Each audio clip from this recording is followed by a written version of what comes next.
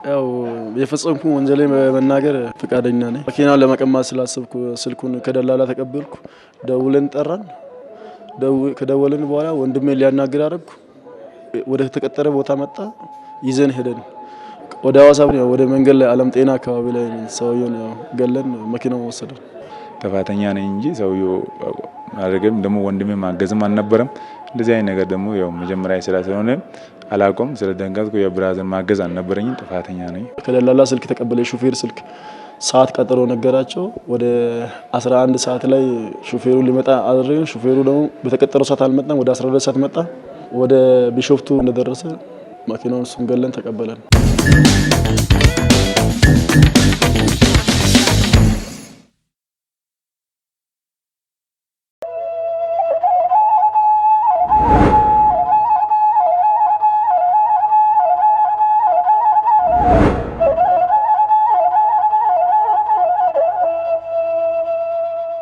የሀገራችን ህገ መንግስት በሰጠው መብት መሰረት ማንኛውም ሰው በነጻነት የመንቀሳቀስ በሰላም ወጥቶ የመግባትና ሰርቶ የመኖር መብት አለው። ይሁን እንጂ የአንዳንድ ሰዎችን ህይወት በመቅጠፍ ገንዘብና ንብረት በመዝረፍ ውንብድናን ስራቸው በማድረግ የሚንቀሳቀሱ ወንጀል ፈጻሚዎች አልጠፉም።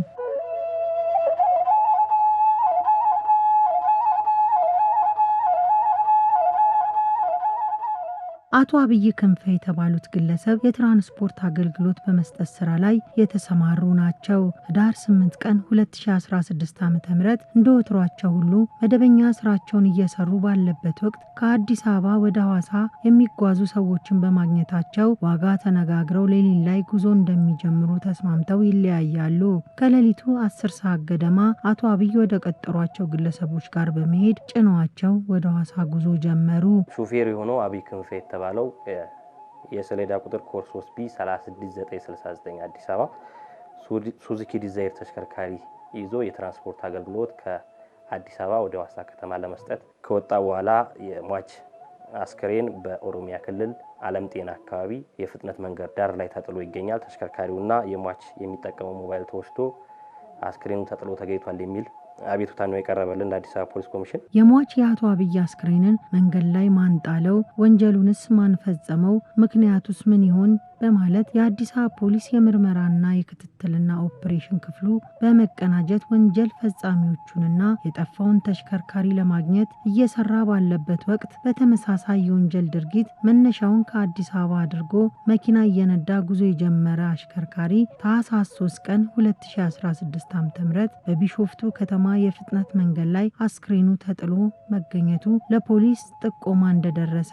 የአዲስ አበባ ፖሊስ የሰው መግደል ወንጀል መርማሪ ዋና ሳጅን አደም አስፋው ገልጸዋል። የወንጀሉ አፈጻጸም ተመሳሳይ በሆነ መልኩ በቂርቆስ ክፍለ ከተማ ወረዳ 7 ልዩ ቦታው ቴሌባር አካባቢ ሹፌር የሆነው ድልፈታ ድልሰቦ የተባለው የሰሌዳ ቁጥር ኮርስ 3B 21688 አዲስ አበባ ኮሮላ ተሽከርካሪ በመያዝ መደበኛ የትራንስፖርት አገልግሎት ለመስጠት ከአዲስ አበባ ወደ ሐዋሳ ከተማ ከወጣ በኋላ በኦሮሚያ ክልል ቢሾፍቱ ከተማ አካባቢ የፍጥነት መንገድ ዳር ላይ አስክሬኑ ሟች ተገሎ አስክሬኑ ተጥሎ የሟች ተሽከርካሪና ሞባይሉ ተወስዶ አቤቱታ ይቀርባል። የአዲስ አበባ ፖሊስ ኮሚሽን የቀረበለትን 2 የግድያ ወንጀሎች መነሻ በማድረግ ምርመራና ክትትሉን ይጀምራል። እነዚህ 2 አሽከርካሪዎች ስራ ብለው እንደወጡ አለመመለሳቸውንና በዚህ ምክንያት ግራ መጋባትና ጭንቀት ላይ እንደነበሩ ቤተሰቦቻቸው ይናገራሉ። ሟች ወንድሜ ተሰማርቶ ሲሰራ የነበረው በትራንስፖርት መኪና አንዳንድ እቃዎች ከአዲስ አበባ ወደ ሐዋሳ ነበረ ብዙ ጊዜ ይዞ የሚሄደው። አጋጣሚ ስልኩ ስንሞክርም እምቢ ያለን። ያው ቴሌባር አካባቢም ሐዋሳም ብዙ ጊዜ እቃ የሚይዙለት የሚቀበሉለት ልጆች አሉ። እነሱ ነበሩ ስልካቸው ወስደን ስልኩ እየሰራ አይደለም ስንላቸው የሆኑ ሰዎች 5 ሰዓት ላይ መጥተው ስልክ ተቀብለው መኪና እንፈልጋለን ወደ ሐዋሳ እንሄዳለን ብለው ስልክ ሰጥቻቸው አገናኝቻቸው ተገናኝተን እየሄድን ነው ብሎ ላገናኛቸው ልጅ ምላሽ ሰጥቶት ነበረ። እሱን ካጣን በኋላ አደረን። ማታው ምንም አይነት ፍንጭ አላገኘንም። ከቤት ተደወለለት ወጣ። በቃ እነሱ ሐዋሳ ደርሼ እመጣለሁ አድርሼ ብሎ ከዛ ወጣ። ያው ተገሎ አገኘነው። በስለት ተወጋግቶ ነው። ዓለም ጤና ላይ ሲደርስ ገለው ጥለውት ሰው አገኘው። ከዛ የዓለም ጤና ፖሊሶች ወሰዱት። በአድራሻችን ደውለው አስከሬኑን ተቀበልን። ወዲያ የነገሩን የሆነ አደጋ ነው ምናምን ነበር ያሉና እኛ መኪና ተጋጭቶ ምናምን ነው ይመስለን ሞቷል አላሉንም። የሆነ አደጋ ደርሶበት ምናምን ነገር ነው ያሉ። እና በነጋታው ነው እዚህ ሚኒሊክ ጠሩን ምናምን ጠዋት ሄደን ከዛ ተገሎ መሆኑ ምናምን ነገር እዛ አቶ አብይና አቶ ድልፈታ ለስራ ብለው እንደወጡ በተፈጸመባቸው ወንጀል ህይወታቸው አልፎ ሳይመለሱ ቀርተዋል። የአሟሟታቸው ሁኔታና የወንጀሉ አፈጻጸም እንቅልፍ የነሳው ፖሊስ በተለያየ አቅጣጫ በመጓዝ ስራውን ቀጥሏል። ነገር ግን ምንም ፍንጭ ሊያገኝ አልቻለም። በመጨረሻም ከወንጀሉ ጋር ተያያዥነት አላቸው ያላቸውን 2 ግለሰቦችን ይዞ የምርመራ ስራውን ጀመረ።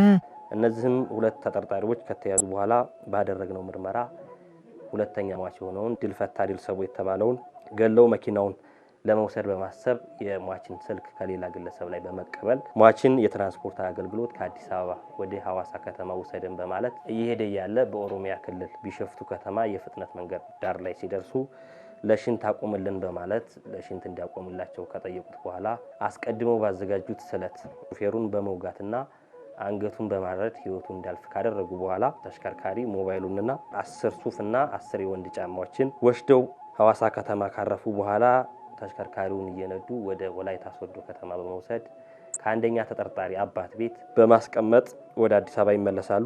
አዲስ አበባ ተመልሰው ነው የተያዙት። ይህንን የወንጀል ድርጊት ሲፈጽሙ ከነበሩት ተጠርጣሪዎች መካከል አንደኛው ተጠርጣሪ በሁለቱም የግድያና ዘረፋ ወንጀሎች ላይ ሲያስተባብርና እቅድ ሲያወጣ እንደነበር በምርመራ ተደርሶበታል። ይሄ 2 የግድያ ወንጀል ሊፈጸም የቻለው አንደኛው የግድያ ወንጀል ሟች ድልሰቦ የተባለው የተገደለው በ2 ተጠርጣሪዎች ነው። ሁለተኛውም በተመሳሳይ በ2 ወንድማማቾች የተገደለና አንደኛው ወንድሙ አዲስ አበባ ኗሪ የሆነ አንደኛው ደግሞ ሻሸመኔ ከተማ ላይ የሚኖር ከሻሸመኔ ከተማ ወደ አዲስ አበባ በመምጣት ከወንድሙ ጋር በመነጋገር አስቀድመው መርካቶ አካባቢ በመሄድ ስለት ለወንጀል መፈጸሚያ የሚሆናቸውን ስለት በመግዛት ይህንን ወንጀል ለመፈጸም በማሰብ ሟችን የትራንስፖርት አገልግሎት እንደሚሰጥ የሚያውቁ በመሆኑና ከሌላ ሰው ላይ ስልኩን ተቀብለው ሟችን በመጥራት ተሽከርካሪውን ለመውሰድ በማሰብ አስቀድመው በገዙት ስለት ሟችን ገለው ተሰውረው ነው ፖሊስ ባደረገው ክትትል በርካታ ክልሎችን አካሎ ተጠርጣሪዎችን ይዞ እስከ ኤግዚቢቱ ምርመራ እያጣራ ያለው። ከተያዙት 3 ተጠርጣሪዎች መካከል 2ቱ ወንድማማቾች መሆናቸው ታውቋል። በተጨማሪም ሁለተኛ ኬዝ ላይ ተጠርጣሪ ወንድም ከሻሸመኔ ከተማ አዲስ አበባ ድረስ በመምጣት የሟችን ስልክ ከሌላ ሰው በመቀበል ለሟች በመደወል ከአዲስ አበባ ወደ ሐዋሳ ከተማ እንዲወስዳቸው በማግባባት ሟች ተሽከርካሪውን ከላይ ክሱ ላይ የተጠቀሰውን ተሽከርካሪ ይዞ ኃይሌ ጋርመንት አካባቢ ይገናኛሉ።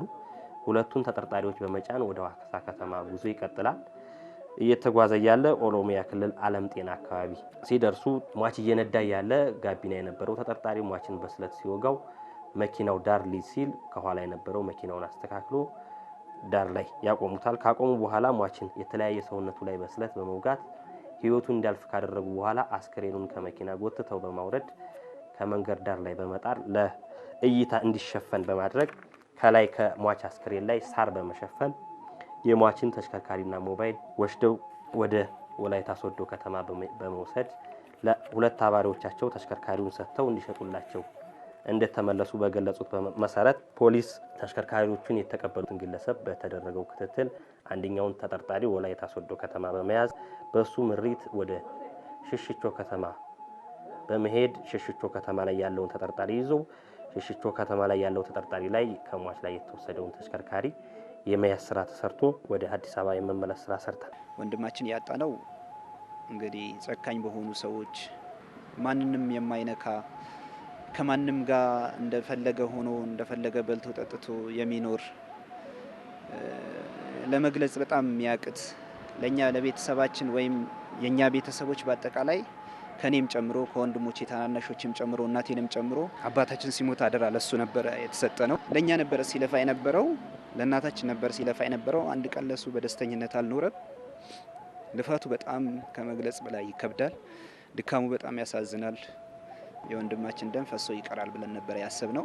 ኢቭን መኪናውም ከወሰዱ በኋላ ቸርኪውንም ጎማውንም ተሽጦ ነበር፣ እነሱም ጭምር ተመልሰዋል። ያው የቀረው የወንድማችን ነፍስ ነው። የወሰዱትም የወንድማችን ነፍስ ነው። ምትክ የሌለው ነገር ነው። በገንዘብ አይተካም።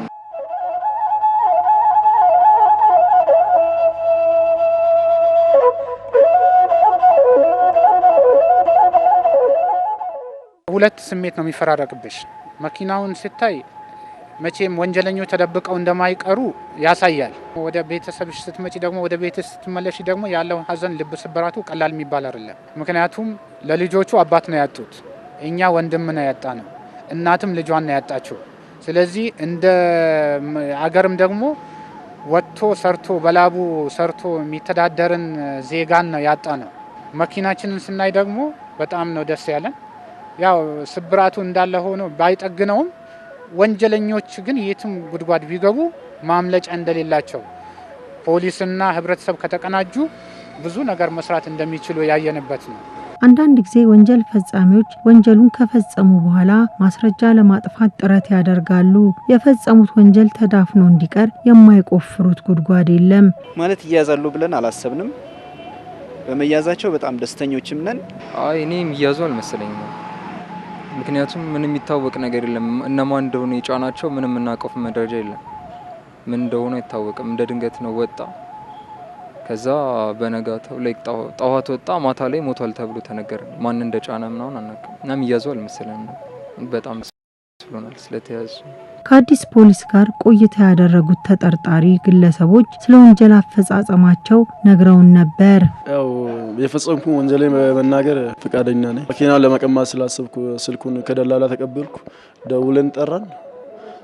ከደወልን በኋላ ወንድሜ ሊያናግር አደረኩ። ወደ ተቀጠረ ቦታ መጣ። ይዘን ሄደን ወደ ሐዋሳ ወደ መንገድ ላይ ዓለም ጤና አካባቢ ላይ ሰውየውን ገለን መኪናውን ወሰደን። ጥፋተኛ ነኝ እንጂ ሰውየው ማድረግም ደግሞ ወንድሜ ማገዝም አልነበረም። እንደዚህ አይነት ነገር ደግሞ ያው መጀመሪያ ስለሆነ አላቆም ስለደንገጥኩ የብራዘር ማገዝ አልነበረኝም። ጥፋተኛ ነኝ። ከደላላ ስልክ ተቀበለ ሹፌር ስልክ ሰዓት ቀጠሮ ነገራቸው። ወደ 11 ሰዓት ላይ ሹፌሩ ሊመጣ አደረገን። ሹፌሩ ደግሞ በተቀጠረው ሰዓት አልመጣም። ወደ 12 ሰዓት መጣ። ወደ ቢሾፍቱ እንደደረሰ መኪናውን እሱን ገለን ተቀበለን። የወንጀል ድርጊት ለመፈጸም ከማሰብ በፊት ወንጀሉን በመፈጸማችን ምን ሊደርስብን ይችላል ብሎ ማሰብ ተገቢ ነው። ከዛ ቀን ወንጀል ከፈጸምኩ ቀን ጀምሬ እንቅልፍ ተኝቻል አቅም ሰላም አይሰማኝም። ከሰውን ተጣልቼ ከእግዚአብሔር ተጣልቼ ከራሴ ህይወት ተጣልቼ የራሴ ህይወት በትዬ የሰው ህይወት በመበተኔ በጣም ይጨንቀኝ ነበረ። በጣም ሁሌ ነው የምጨናነቀው። እሷ በደወለ ቁጥር አላነሳም ስልክ። በጣም ጥፋተኛ ነኝ። ተጸጸትኩ በጣም።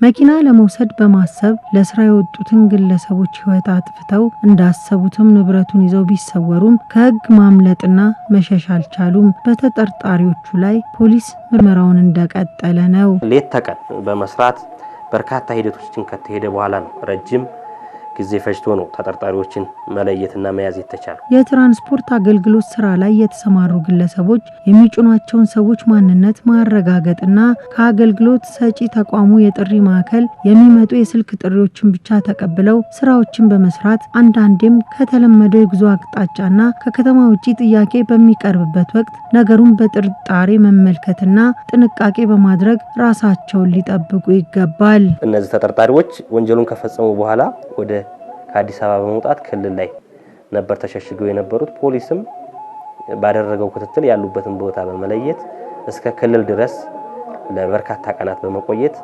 ተከታትሎ ተጠርጣሪዎችን ይዞ ከሟች ላይ የተወሰዱ እያንዳንዱ ንብረት የማስመለስ ስራዎችን የሰራንበት እና ይሄም አስተማሪ እንደሆነና ማንም ወንጀል ፈጽሞ ተደብቆ የማይቀር መሆኑን ነው። ምናልባት ጊዜና ሰዓት ወራት አመታት ሊፈጅ ይችላል እንጂ ማንም ተጠርጣሪ ወንጀል ፈጽሞ በህግ ሳይያዝና ሳይጠየቅ የሚያልፍበት ሁኔታ እንደሌለ እንደውቁት ላለው ማህበረሰብ ወንጀለኞችን በማጋለጥ በኩል ጥሩ ስራ ቢሰራ እንዲሁም ደግሞ ወንጀልን የሚጠየፍ ትውልድ እንሁን። የፖሊስ አባላት የህግ ሰዎች በጣም ከምጠብቀው በላይ ከምገምተው በላይ ከነበረኝ አመለካከት ውጪ በሆነ ነገር ነው ያገኘሁት። በጣም ነው የተደሰትኩት።